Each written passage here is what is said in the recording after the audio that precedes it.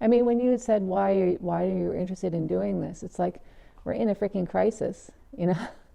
And after my husband and I sold everything, after we sold our business, we sold our house, we sold our car, with the idea of looking at what the next chapter of our life would consist of and where, because we've had very great freedom and lived in lots of different places, but this was a chance to sort of think, well, this is, now we're in our 60s, what's this part of our life about? And we've been together since we were babies. We got married at 22, so, you know. So we embarked on this 1-year journey to figure out where we would go and what we would focus on, with the notion of do no harm. So when we got to Victoria, we thought, well, this is an interesting place that it reminds us a lot of the places that we've loved, and the housing stock was in very short supply. And as I told you at the beginning, everybody else who was going to make an offer on this house was going to knock it down. And Lita, who's become a friend, she's the woman I bought the house from, and she's my next door neighbor here. She wanted to see the house saved, so she picked us over others. And then the do no harm became, what does do no harm mean in a house? And that's do a green reno. Well, it was a long process. It was about 1.5 years of research before we did the build, and about 15 months so far of building. And, you know, the architects just had a great plan that made the house feel very welcoming and open. And I hope it's something that people, well, I know because of how many people stop by and ask me questions or give a thumbs up, that people appreciate what we've been doing here and they get ideas for their own house. So the house was built in 1912, and it was essentially intact, though not decoratively. It looked like 1970, but really hadn't been ruined in any important way. So when we found the architect, Scott and Scott, we asked them to just imagine how to update a house from 1912 for 2020 and to make it quite green. And they're very modern architects. They won the Best Young Architects in Canada. The first time architects from British Columbia won the prize. And we thought that they were going to do something radical. In fact, they came back with what looked like an old car renovation, you know, a classic car renovation. And it was beautiful. So it was surprising what they came up with, but it was, you know, seemed absolutely right. Well, I think really that's why the website is there. I wouldn't prejudge what's right for somebody. I tried to do it by system. So, and that's sort of what we're getting the feedback when people come. They say, oh, I want to do new windows. Who did your windows? What did the windows cost? And then, you know, get into a conversation about the benefits of getting an energy coach in to talk to them about what they can do with their house and how best to apportion the money. Because it's hard, you know, you might think the best thing I can do is put in new windows, but actually you're going to get more bang for your buck if you do insulation first, or if you get a heat pump instead of an oil tank. Anyway, it just starts the conversation. So I think it behooves people to look at the website and figure out what we did and why we did it and how it applies to their particular case. So yeah, it is sharing the knowledge of what you've done, and it takes a lot of the fear factor out if you've seen somebody else do something in your own neighborhood.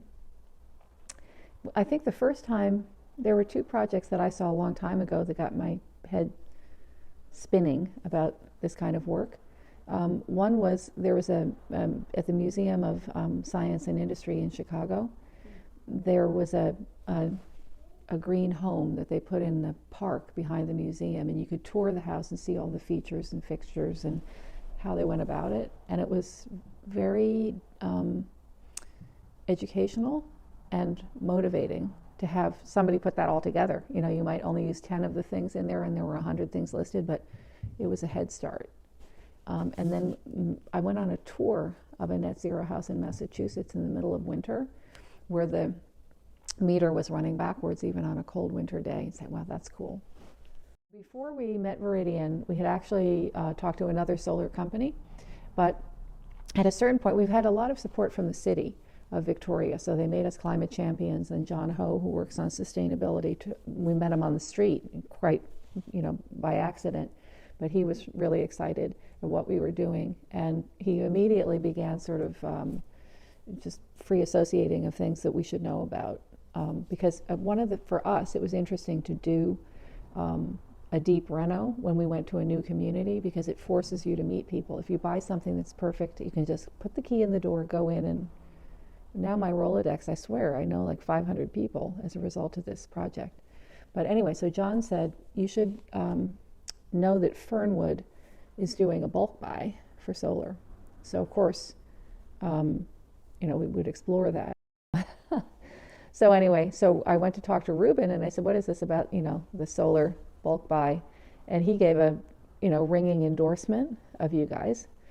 And so if you had, let's say the prices were equal between the two companies, if you have the bulk buy, so you're helping the neighborhood, and then the fact that yours was a worker-owned co-op, and I love that notion. I think 80% of companies should become that immediately, if not sooner. So that appealed to my, just my ethics. So that was it. And then Steve was really great to work with. Well, and we said sort of, why are you different? I'm not.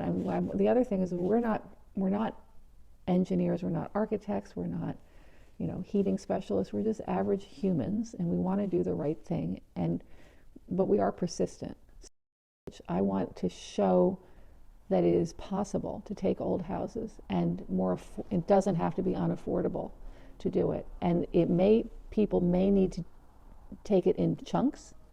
And that is part of the illustration of this house, as again, because we haven't really started the campaign. You guys are the first who are doing this, sort of picked up on, let's start to talk about the role that solar played in the house. And it is a foundational role, because we didn't want to exceed in energy use what the solar panels could deliver in terms of power. Wind power and hydropower and solar power are sufficient to operate everything throughout North America. We just have to commit to developing the capacity and, make it a big infrastructure project. And then, beyond that, I could get very political about, I think if enough people really pressed to say the government should be giving zero interest loans to everybody to do these renovations now. If the goal is to get to net zero, it can't be on the shoulders of the consumers. It has to be, a joint effort.